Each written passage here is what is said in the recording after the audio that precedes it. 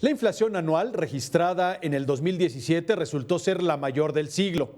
En el panorama para el 2018, la inflación se vincula actualmente con algunos problemas estructurales en la economía.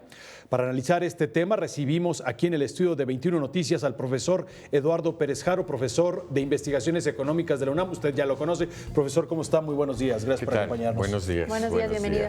Primeramente, profesor, para entender qué es lo que está pasando con la inflación, hubo ciertas variables que afectaron y que, de acuerdo al Banco de México, dicen presionaron la inflación al alza y que, sin embargo, dicen que se puede recuperar. ¿Es cierto esto? Que se va a absorber, dice, la inflación. Bueno, creo yo que el Banco de México siempre se está obligadamente en el imperativo de dar un discurso optimista, pero me parece que hay que ser realistas con respecto al problema. Las variables que el propio Banco de México mencionó desde un inicio no son variables que vayan a desaparecer en la coyuntura. Al contrario, estas variables estarán con una permanencia prácticamente a lo largo del año. Voy a mencionar, para regresar al público a esta reflexión, es muy importante darse cuenta que hay un alza en la tasa de interés, tanto en Estados Unidos como en México. La relación es abismal. Estados Unidos tiene un incremento que lo lleva a una tasa del 1.5, mientras México se eleva al 7.25%. Este es el precio del dinero. Y este precio del dinero impacta de manera directa, pero se advierte que tendrá sucesivos incrementos a lo largo del año, tanto en Estados Unidos como en México. De tal suerte que esta variable seguirá presionándonos en la formación de los precios finales al consumidor, ¿cierto? No es el único elemento, hay un segundo elemento que es el que ya se mencionaba sobre las negociaciones del Tratado de Libre Comercio. Las negociaciones del Tratado de Libre Comercio, en las últimas declaraciones del presidente de los Estados Unidos, hay una suerte de doble juego. Primero, advierte que está dispuesto a prolongar el periodo de negociación hasta el desenlace de las elecciones internas en México, de tal forma que se amplíe el periodo de incertidumbre y, por lo tanto, de volatilidad sobre el tipo de cambio, que afectará finalmente a la formación de precios.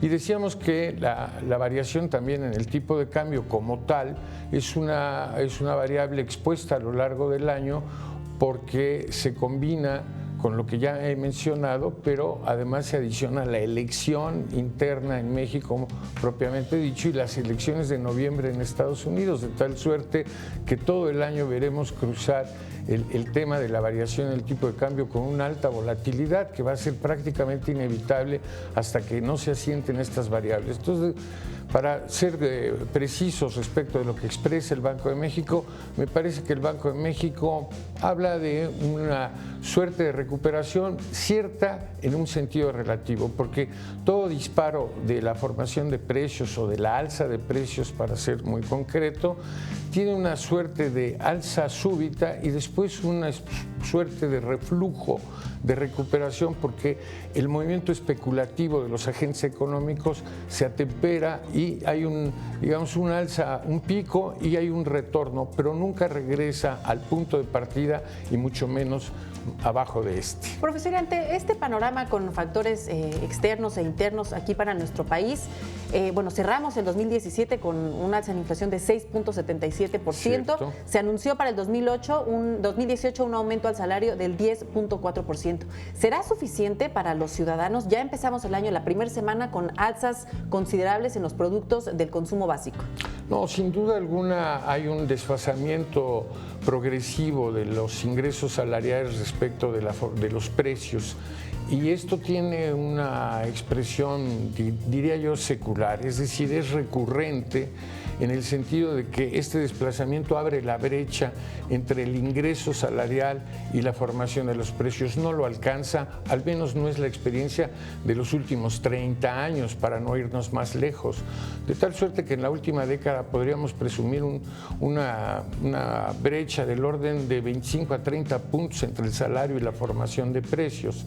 Entonces, no, me parece que ahí tenemos un problema real y sobre todo habría que agregar otra presión, ¿no? Que en el marco de la relación con Estados Unidos, porque todas las variables que estamos mencionando nos llevan a Estados Unidos, en el marco de estas variables hay que también señalar que Estados Unidos está presionando el salario y la situación fiscal, de tal suerte que el fisco nacional está en entredicho, porque se siente en la obligación de bajar los impuestos a las utilidades, a la inversión, y no poder subir en paralelo los precios del salario al mismo tiempo. Una consecuencia. Así es. Y bueno, y nada más rápido para terminar, profesor, Sí.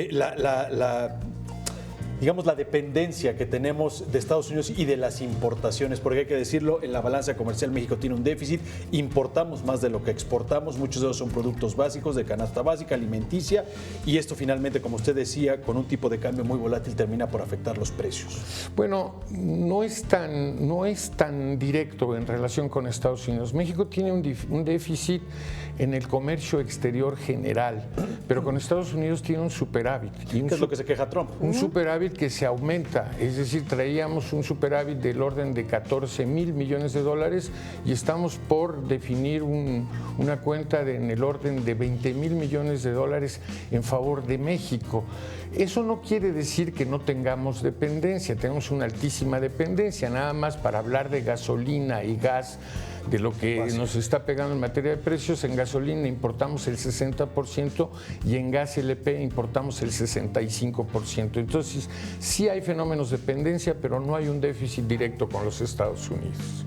Muchísimas gracias, profesor, por ayudarnos a entender esta mañana. Buenos días. Gracias. Pues ya lo tiene. Muchas gracias. Muchas profesor. gracias.